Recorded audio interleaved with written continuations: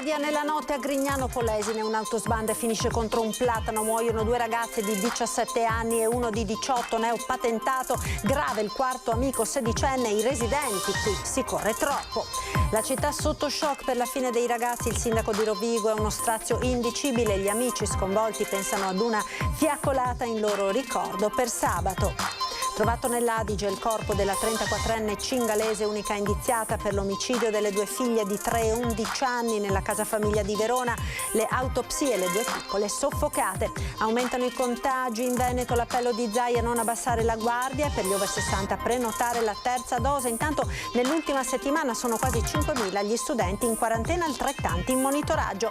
Mazzata su Ideal Standard, nessun piano industriale ma la comunicazione della proprietà di cessare l'attività trichiana. Reazione immediata, già da domani scatta lo sciopero. Il DDL Zan bocciato in Senato per 154 voti a 131. Il primo firmatario attacca Italia Viva, il responsabile chi per mesi ha seguito le sirene sovraniste.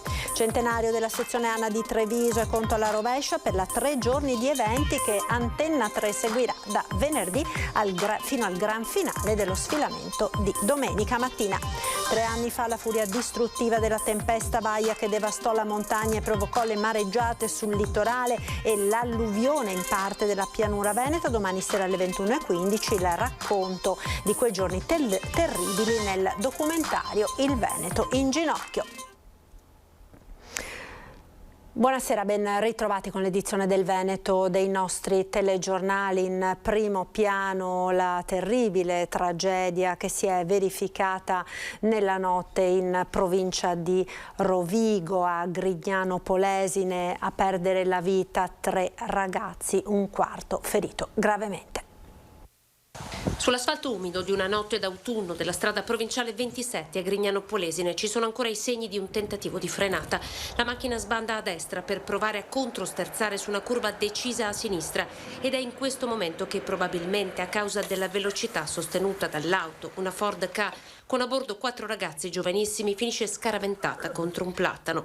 L'impatto è violento, la macchina si accartoccia inghiottendo i 4 nell'abitacolo. 3 di loro moriranno probabilmente sul colpo. Sono Marco Stocco, 18 anni, neopatentato, l'unico maggiorenne e per questo alla guida, Filippo Betarello e Michael Zanforlin, di 17 anni, e l'amico più giovane di 16 anni, unico sopravvissuto.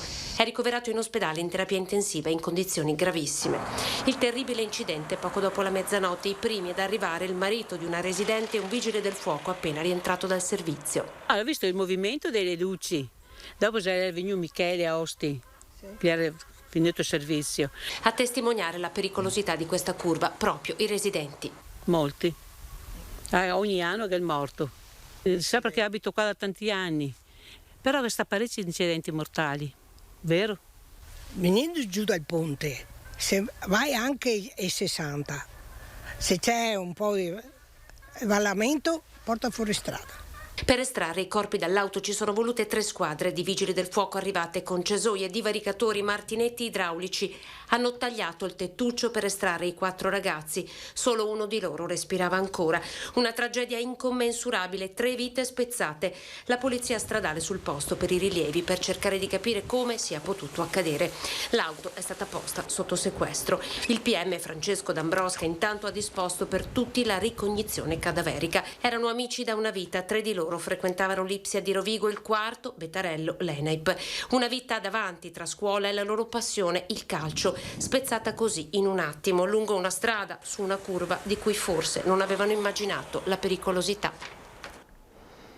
E poco fa si è appreso che l'unico ragazzo superstite della tragedia, il sedicenne, non è più in pericolo di vita, è ricoverato appunto all'ospedale di Rovigo. Rovigo che è una città sotto shock per quanto accaduto nella notte, 3 vite spezzate in un attimo e erano famiglie molto conosciute in paese. Sentiamo.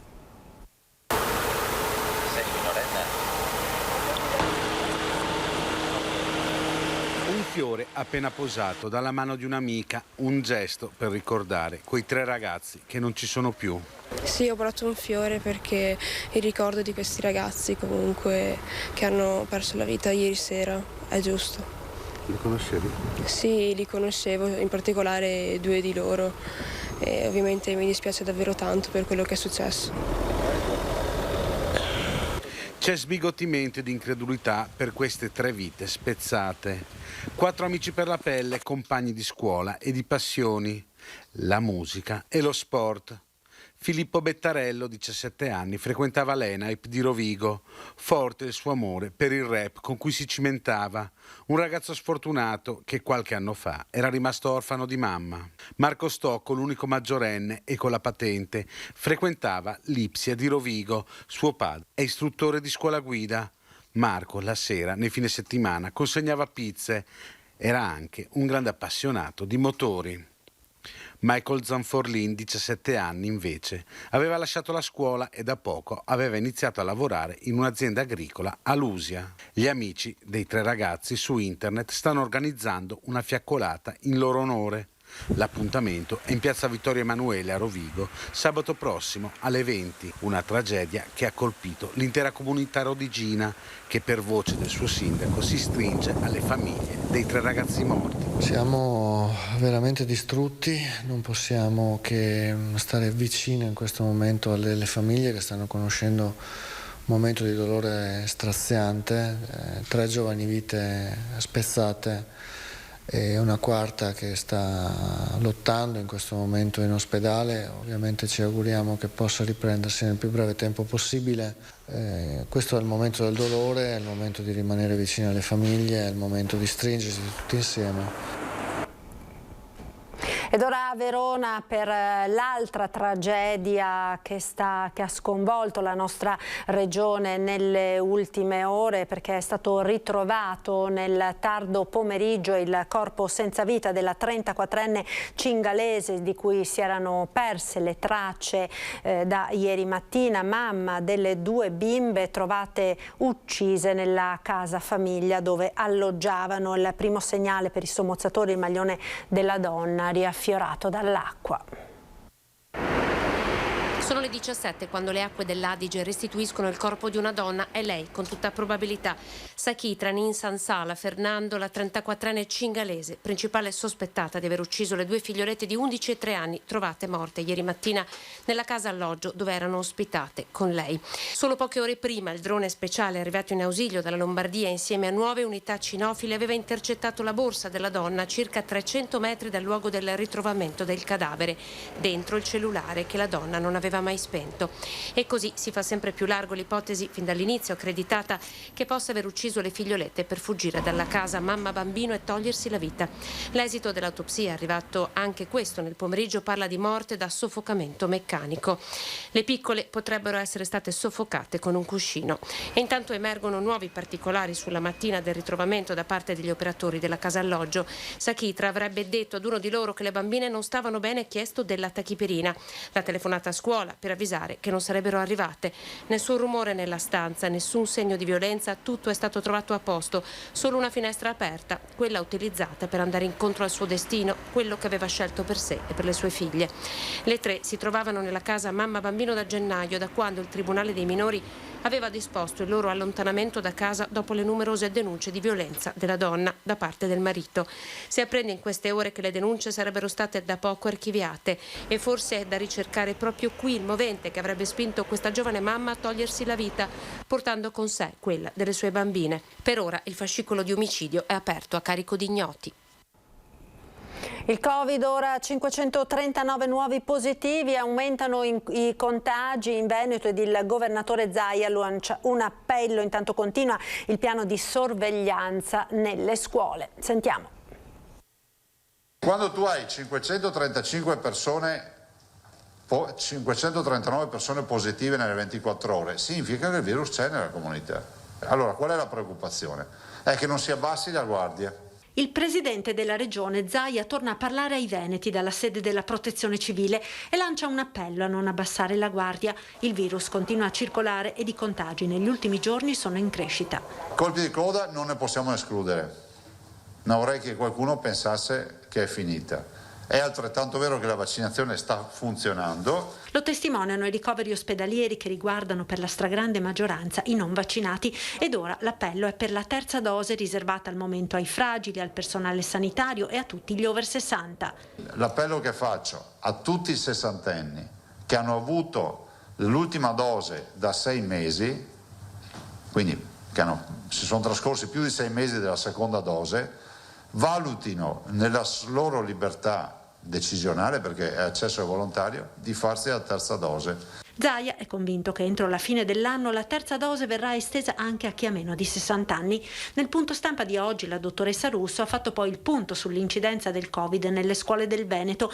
Una situazione abbastanza sotto controllo, ha detto la direttrice della prevenzione regionale, anche se nell'ultima settimana i casi sono in aumento. Dal 15 settembre ad oggi ci sono stati 2.327 studenti positivi su 800.000 totali e 141 positivi su 107.000 tra il personale scolastico. Continua intanto il piano di monitoraggio nelle classi dai 6 anni in su, dove si sia accertato un solo alunno positivo. I compagni, dopo il tampone negativo, tornano in classe, ma con delle prescrizioni particolari. Cioè si raccomanda ai soggetti che tornano in classe ma sono stati nella classe dove c'era il positivo di avere un comportamento responsabile, che dipende dal bambino, dal ragazzo, ma dipende anche dalla famiglia. Quindi niente feste, niente centri sportivi per quei 10 giorni. Se invece i positivi sono più di uno, la classe va in quarantena, tutti a casa dunque per 7 giorni se vaccinati, per 10 se non vaccinati. Questa settimana ci sono 4.848 studenti in quarantena e oltre 5.000 in monitoraggio. Resterà chiusa almeno fino al 2 novembre la scuola di Castellavazzo nel Bellunese, che nel giro di pochi giorni è diventata fulcro di contagi tra alunni e insegnanti. Covid-free durante la prima ondata, il comune di Longarone dallo scorso autunno in poi ha conosciuto tempi difficili a causa di Covid-19. Oggi la località di Castellavazzo riporta il territorio longaronese alla ribalta per un cluster diffuso all'interno della scuola elementare dell'infanzia che ha costretto il sindaco ad emettere un'ordinanza di chiusura dell'edificio almeno fino al prossimo 2 novembre. Penso che sia una scelta responsabile e doverosa. Adesso il numero dei positivi è salito a 33, abbiamo anche oltre 110 persone che sono in quarantena, quindi in isolamento. Ci sono tutte le condizioni per chiudere l'istituto, per sanificarlo e sperare di poterlo riaprire il 2 di novembre. L'Ulse Dolomiti con il team scuola è al lavoro per l'attività di contact tracing esteso all'ambito familiare degli alunni e degli insegnanti della scuola. Al momento 220 persone sono state monitorate e per alcune l'esito è ancora pendente. È stato un po' un fulmine a ciel sereno che però va affrontato, perché in questo momento abbiamo il dovere di affrontare anche questa situazione difficile. Continuare a tenere il distanziamento e le precauzioni igieniche di sempre, la modalità più semplice per evitare il contagio, dice il primo cittadino. Forte il suo richiamo alla vaccinazione. Io lo considero questo l'unico strumento possibile per riuscire a superare questo momento così, diciamo, non drammatico come lo era un anno fa, ma non dobbiamo pensare di tornare a quei livelli perché la paura è tanta. Quindi questo è l'appello che faccio ai miei cittadini di Longarone, di tutta la provincia di Belluno, di tutto il nostro paese. C'è bisogno sicuramente di serrare le file perché ci stiamo avvicinando all'inverno e non possiamo sicuramente permetterci di avere un inverno come quello dello scorso anno. E non solo Covid, c'è anche un altro virus respiratorio che in queste ore sta destando apprensione soprattutto per le conseguenze sui lattanti. Diversi casi si sono registrati e sono stati ricoverati bimbi all'ospedale di Padova. Sentiamo. 212 positivi in più in una settimana, Padova prima provincia del Veneto per numero di contagi. Si conferma la tendenza al lieve peggioramento dei dati già notato 7 giorni fa dall'osservatorio dell'azienda ospedaliera di Padova. I contagiati sono soprattutto adulti nella fascia tra i 30 e i 65 anni. Stabile il numero di ricoveri con 48 persone in questo momento in ospedale, il più anziano 97 anni, il più giovane 15.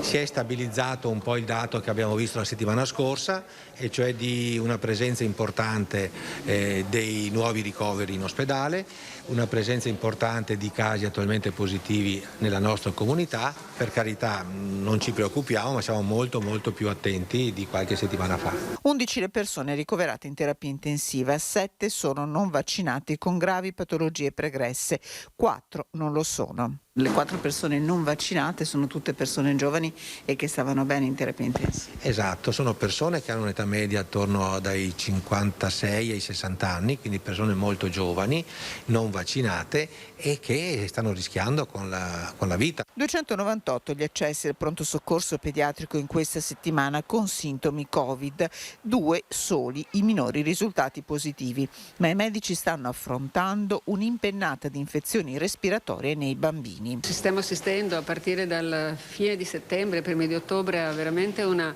accelerata ripresa delle comuni infezioni respiratorie del bambino, quelle che usualmente vediamo a partire dal tardo autunno, inverno, inizio primavera. Tutti i virus sono ricomparsi e tra questi quello che maggiormente appunto ci preoccupa è il virus respiratorio sinciziale. Il virus è molto pericoloso, soprattutto nei lattanti, ma è un virus ben conosciuto con una prognosi favorevole. L'economia, ora i timori erano nell'aria ma fino ad oggi non si erano mai concretizzati, non con la gravità emersa oggi al tavolo convocato al Mise. La proprietà di Ideal Standard non si è presentata con un piano industriale ma con la comunicazione di voler cessare l'attività nell'arco dei prossimi mesi ed abbandonare il sito produttivo di Tricchiana nel Bellunese. Prontissima la risposta dei sindacati, l'azienda e i dirigenti mercenari, si legge in una nota congiunta di CGIL, CISL e UIL, mostrano il loro vero volto dopo mesi di menzogne. Durissimo l'attacco, che però non è una resa. Tricchiana non si chiude, scrivono, oggi deve iniziare una trattativa che deve portare alla continuità del sito come chiesto dal sindacato, dalla regione e dal governo. Parte dunque la lotta, già da domani 16 ore di sciopero con assemblea unica e generale alle 11:30 sul piazzale interno alla fabbrica. A Venezia ora i militari del nucleo di polizia economico-finanziaria della Guardia di Finanza hanno dato esecuzione ad un provvedimento di confisca nell'ambito dell'inchiesta per corruzione del Mose.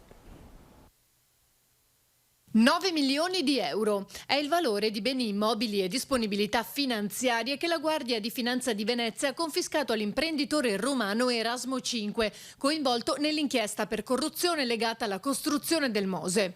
Questo dopo la pronuncia della Cassazione che ha confermato la confisca di quanto ricevuto dall'uomo quale prezzo della corruzione commessa in concorso, si legge, con l'ex ministro Altero Matteoli, che nel frattempo è deceduto in un incidente stradale. Questo imprenditore è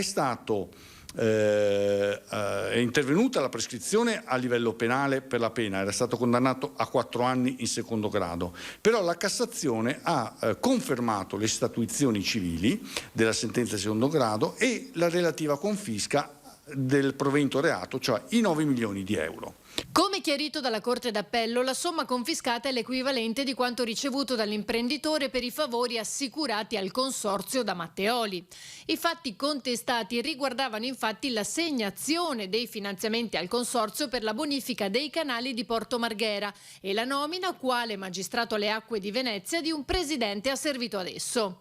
16 immobili totale, quasi tutti di proprietà di questa società lussemburghese, siti 14 nel centro di Roma. Si tratta di immobili di grandissimo pregio, uno addirittura dato in locazione a una rappresentanza diplomatica di un paese comunitario e il loro valore complessivo supera abbondantemente gli 8 milioni di euro. E poi ci sono anche 2 immobili sempre di pregio, 2 ville nel litorale romano, una ad Anzio ed una a Fregene. In più sono stati trovati 222.000 euro in contanti, o meglio depositati su un conto corrente. Un'ingente confisca che rende un po' di giustizia in un'amara pagina di storia. Se non si fosse arrivati a questa confisca, considerando che la sanzione penale, cioè i 4 anni di reclusione, sono stati cancellati dalla prescrizione, tutta l'attività investigativa e la giustizia concreta e sostanziale si sarebbe completamente perduta. Invece, almeno così, il profitto del reato è stato assicurato allo Stato. Pubblicità, ora linea alla regia. Ci rivediamo tra pochissimo.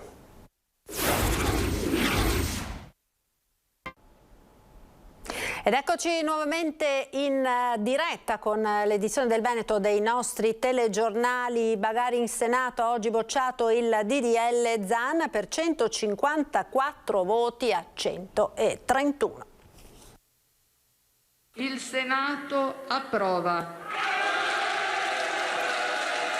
È finita così, con 154 voti favorevoli, 131 contrari e 2 astenuti. È lo stop al DDL Zan, quello che si consuma in Senato dopo una discussione costellata da momenti di grande tensione. Senatore Sant'Angelo, lei è un grande maleducato. Prego, senatore Licheri, non si fa così alla presidenza. Lei è un maleducato. Si sieda. Allora.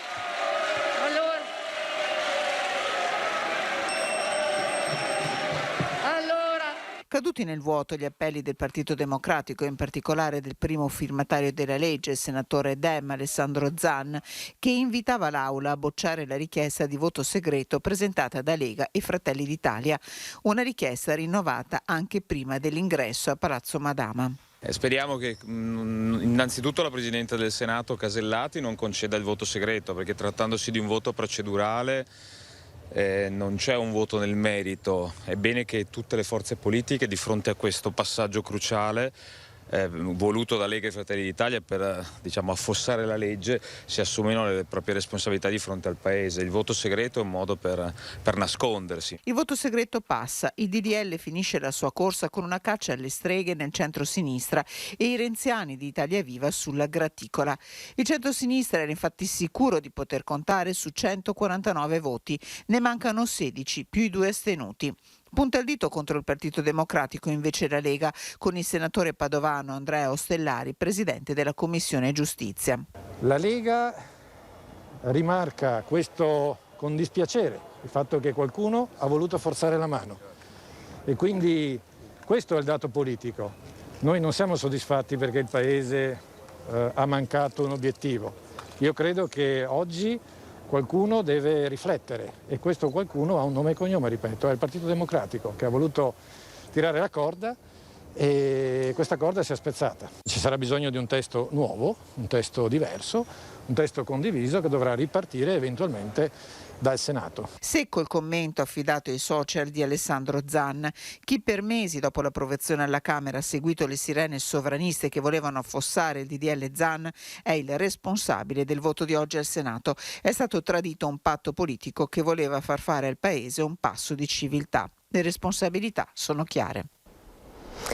E non si placano le polemiche dopo che Anguillara Veneta ha conferito la cittadinanza onoraria al presidente del Brasile Bolsonaro. Lo stesso presidente in Italia per il G20 di Roma dovrebbe essere nel piccolo comune tra le province di Padova e Rovigo il 1° novembre. Qui nacque il Trisavolo, partito nel 1888 per il Brasile, un atto di riconoscenza per tutti i cittadini di Anguillara partiti per il Brasile a fine 800. La motivazione data dal sindaco Alessandra Buoso, che non ha mancato di suscitare aspre polemiche da parte della minoranza in Consiglio Comunale e anche da vari esponenti politici e non, come i missionari Fidei Donum diocesani. Centenario della sezione Alpini di Treviso e conto alla rovescia per la 3 giorni di eventi che Antenna 3 seguirà a partire da venerdì. Per noi significa tornare in libertà, rivedere le facce di persone che non abbiamo mai visto, stare insieme e sperando di rivederci ancora. Un secolo di storia, ma anche un secolo di esperienze vissute fianco a fianco, perché gli alpini sono da sempre una comunità, come hanno dimostrato durante il Covid, uniti al servizio della loro terra e di chi la abita. Eravamo presenti anche a Villorba, abbiamo fatto la distribuzione delle mascherine, poi abbiamo fatto tutti i mercati generali, tutti i servizi sia il martedì che il sabato, facevamo un servizio ai mercati generali. Poi abbiamo fatto un servizio sulle suoni di marca, alle fiere tutti i 24 giorni c'erano 4 alpini ogni sera che controllavano gli accessi. Il 31 ottobre la sezione trevigiana degli alpini compie 100 anni, un traguardo importante da celebrare proprio come loro sanno fare, ed è conto alla rovescia per la 3 giorni di eventi che Antenna 3 seguirà sempre in diretta. Venerdì con i primi collegamenti nei notiziari per seguire la partenza delle staffette da Cima Grappa, da Bosco delle Penemozze a Cison di Valmarino, e poi sabato con la partenza di altre 2 staffette da Fagarè e Nervesa della Battaglia. L'arrivo a Treviso e lo sfilamento verso Piazza della Vittoria. Alle Alle 18 in Piazza dei Signori si esibiranno i congedati della fanfara Alpina Iulia. Alle 21 invece in tutte le piazze si esibiranno i cori sezionali che le nostre telecamere porteranno direttamente nelle vostre case.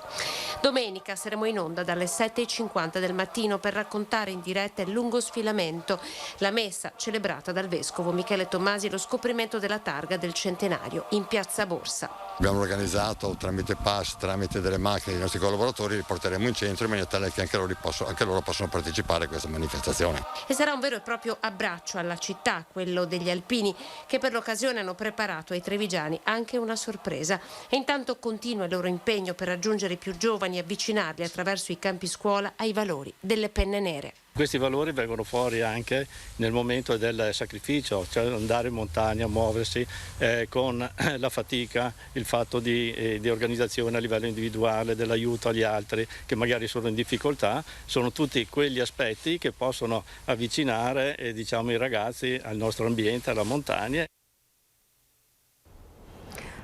3 anni fa la furia distruttiva della tempesta Vaia che devastò la montagna e provocò le mareggiate sul litorale e l'alluvione di una parte della pianura veneta. Domani sera a partire dalle 21:15 il racconto di quei giorni terribili nel documentario Il Veneto in ginocchio. Appuntamento dunque domani sera su Antenna 3 in prima serata per ricordare quelle tremende giornate. È tutto, grazie per essere stati con noi, vi lascio come sempre alle previsioni del tempo con il nostro meteo. Arrivederci.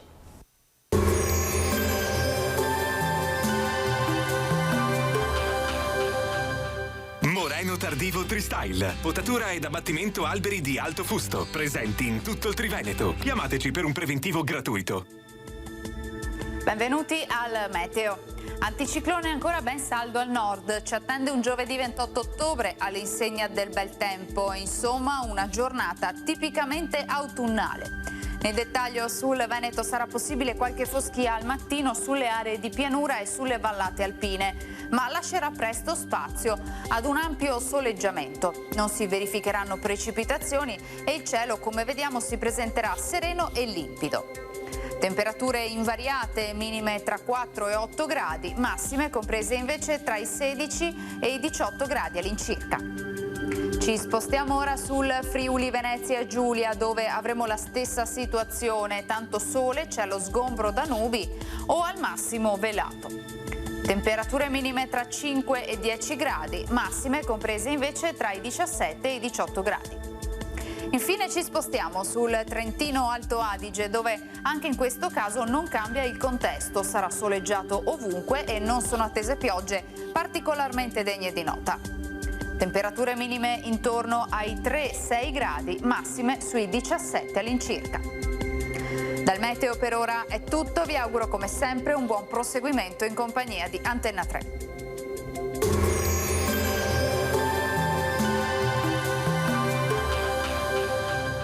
Moreno Tardivo Tristyle, potatura ed abbattimento alberi di alto fusto, presenti in tutto il Triveneto. Chiamateci per un preventivo gratuito.